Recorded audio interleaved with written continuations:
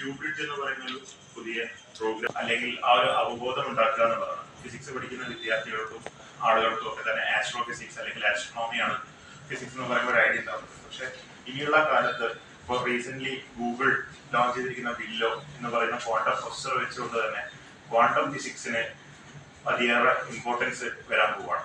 അതുപോലെ 100 വർഷം തന്നെയാണ് ക്വാണ്ടം ഫിസിക്സിന്റെ 2025 അതിന്റെയൊക്കെ ഭാഗമായിട്ടാണ് നമ്മൾ ഇങ്ങനെ ഒരു സെമിനാർ ആദ്യമായി നടത്തുന്ന ഒരു ഇന്റർനാഷണൽ സെമിനാറാണ്. ഈ സെമിനാറിൽ പങ്കെടുക്കുന്ന ഒരു വ്യക്തി എന്ന് പറയുന്നത് 2022 നോബൽ പ്രൈസ് കിട്ടിയ അലൈൻ ആസ്പെക്ടിന്റെ സ്റ്റുഡന്റ് കൂടിയാണ്. അതിന്റെ ഉദ്ഘാടനം ഗോകുലം ഗ്രൂപ്പ് ചെയർമാൻ ഗോപാലൻ സാറാണ് ഉദ്ഘാടനം ചെയ്യുന്നത്.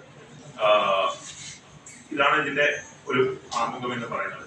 ബാക്കി കാര്യങ്ങൾ രഞ്ജിത് സാർ.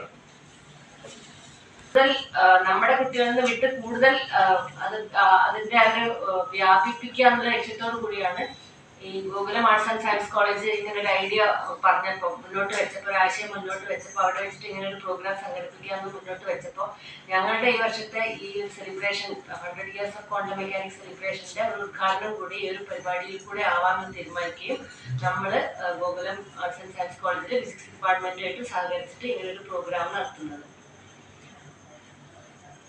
അതില് മറ്റേ പ്രത്യേകത 100ഓളം ആളുകൾ ഇപ്പം രജിസ്റ്റർ ചെയ്തിട്ടുണ്ട്. അതും